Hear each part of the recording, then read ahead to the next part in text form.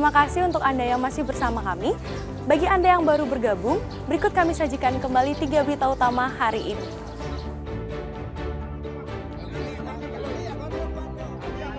Tiga buruh bangunan tewas di bak penampungan air di Banjar Seribatu, Desa Pengelumbaran, Susut, Bangli.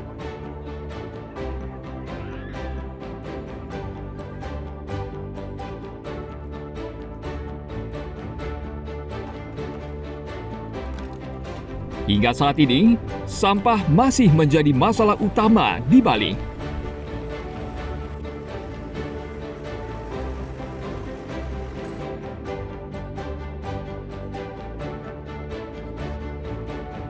Konflik antara Thailand dan Kamboja berdampak pada meningkatnya kunjungan wisatawan ke Bali.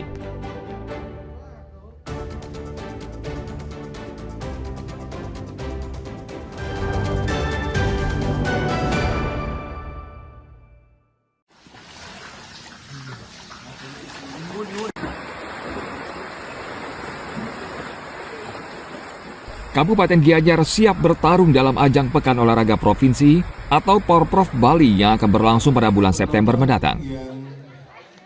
Dalam ajang Porprov kali ini, Gianyar menargetkan naik peringkat karena di Porprov 3 tahun lalu Gianyar berada di urutan keempat.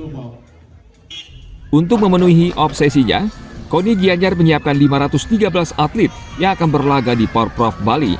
Menurut Ketua KONI Gianyar, Dewa Gede Alit Budiarta, pemerintah kabupaten melihat prestasi sehingga para atlet dipilih melalui seleksi ketat tanpa melihat kuota setiap cabang olahraga. Bahkan Pemkab sudah memesan penginapan buat para atlet. Kesiapan anggaran juga dari Bupati sudah kita siapkan.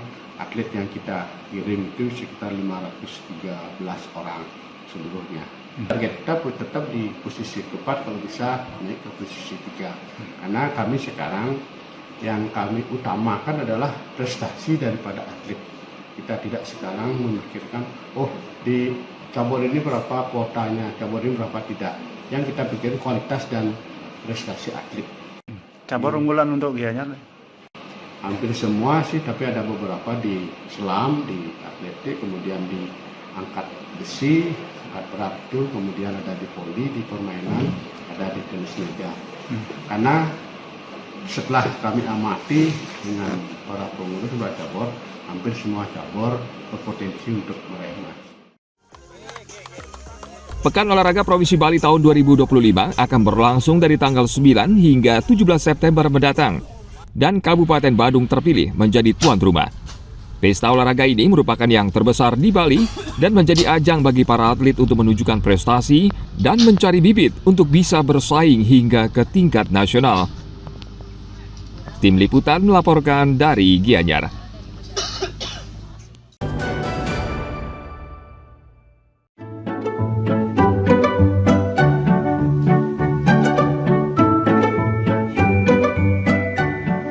Jika Anda menyukai buah salak, jangan buang kulitnya, karena kulit buah salak ternyata bermanfaat. Dari hasil penelitian Universitas Warmadewa, Unwar Denpasar, kulit buah salak jika diolah dengan benar bisa menghasilkan minuman berkhasiat, khususnya bagi penderita diabetes mellitus. Menurut Tengah Mulyarta, Ketua Tim Pengabdian kepada Masyarakat Fakultas Pertanian Sains dan Teknologi Unwar, kulit salak kaya dengan kandungan flavonoid dan nutrisi yang efektif menurunkan kadar gula darah. Berdasarkan teori-teori yang ada dan penelitian yang ada, ini mengajak ibu-ibu rumah tangga, terutama di Desa Batuan, untuk mengolah kulit salak ini. Kulit salak ini dijadikan serbuk untuk menjadi minuman kulit salak. Dan ini bisa menjadi panganan atau minuman fungsional yang membantu mengatasi gula darah. Tahun 2024, Bali memproduksi buah salak hingga sekitar 27.000 ton dan sebagian besar dari hasil perkebunan salak ini di Kabupaten Karangasem dan Kabupaten Gianyar. Namun selama ini masyarakat hanya mengonsumsi dagingnya saja, sementara kulit salak yang beratnya sekitar 30% dibuang ke tempat sampah. Cara mengolah kulit buah salak mulai disosialisasikan ke sejumlah desa, khususnya anggota PKK, sehingga bisa menjadi usaha rumahan yang bermanfaat. Itu biasanya biasanya jadi minat masyarakat saat upacara. Jadi sebagai bahan upakara itu biasa dibeli di pasar. Jadi kadang-kadang banyak yang pelungsuran itu tidak dibuang oleh masyarakat gitu. Jadi setelah dapat pelatihan ini, mungkin ibu-ibu yang mengikuti pelatihan ini bisa memulai sebagai contoh bahwa salak itu banyak manfaatnya, khususnya di kesehatan. Diabetes mellitus saat ini merupakan ancaman penyakit yang serius dan menempati urutan ke-10 besar sebagai penyebab kematian di dunia. Temuan ini tentu sangat membantu mereka yang mengidap diabetes. Tim Liputan melaporkan dari Gianyar.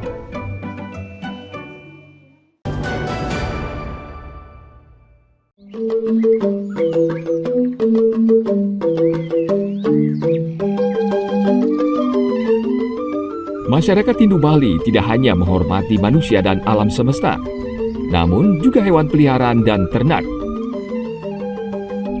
Wujud kecintaan terhadap hewan mereka ungkapkan dalam upacara bernama Tumpak Uye. Sejak pagi warga di Karangasem sudah menyiapkan berbagai sarana untuk upacara Tumpak Uye.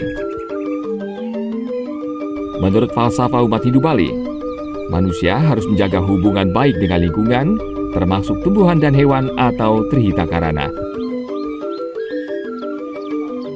Ya, kalau berkaitan dengan binatang, kalau disebutkan di sastranya kita di Sundarigama, memang di situ ada satu mine paksi, jadinya seluruh binatang. Walaupun juga binatang yang kita tidak ternakan, kita juga mohonkan agar selalu menyebabkan keharmonisan, tidak menyebabkan disharmonis untuk kita. Sehingga yang kita manfaatkan juga berfungsi dengan baik, yang di luar dari kita juga yang tidak kita manfaatkan juga berfungsi dengan baik, tidak mengganggu kehidupan kita. Seperti itu.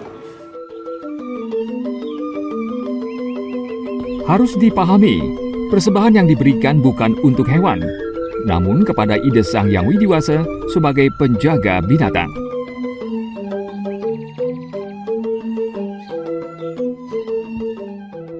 Nah, konsep pemujaannya memang pada Siwa itu sendiri dalam manifestasinya sebagai tari angon.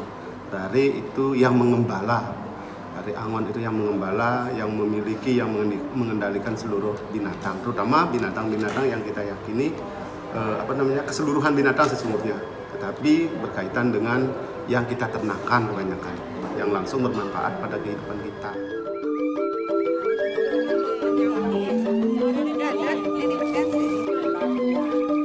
Upacara dilaksanakan di sangga, pemberajan atau pura keluarga di rumah.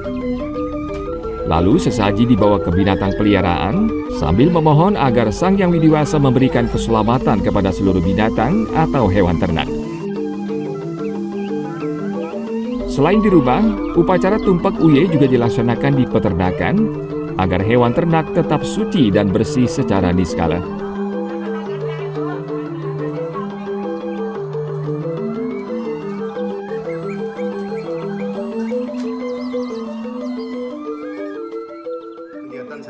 Kegiatan pada saat tumpak ini kecenderungan dilakukan oleh masing-masing masyarakat, walaupun ada yang melakukan secara bersama-sama. Misalnya melakukan upacara berkaitan dengan penghormatan kepada dewa dengan manifestasinya Dewa Siwa, yaitu Hyang Rare Angon. Di situ sebagai wujud puji syukur atas berkah, atas kehadiran binatang yang bermanfaat untuk kita. Dengan berbagai upacara yang dikaitkan dengan Desa Kalupatra, karena tidak bisa antar tempat itu sama. Desa sesuai dengan tempatnya, Kalu dengan keadaan, Patra juga bersumber dari sumber-sumber sastra.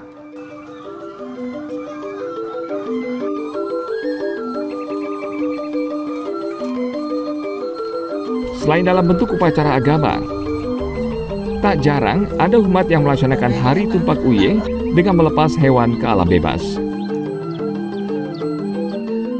Misalnya pelepasan burung ke hutan atau pelepasan ikan ke sungai. Hal ini sebagai bentuk pelestarian alam yang dilakukan secara nyata. Tim Liputan melaporkan dari Karangasem.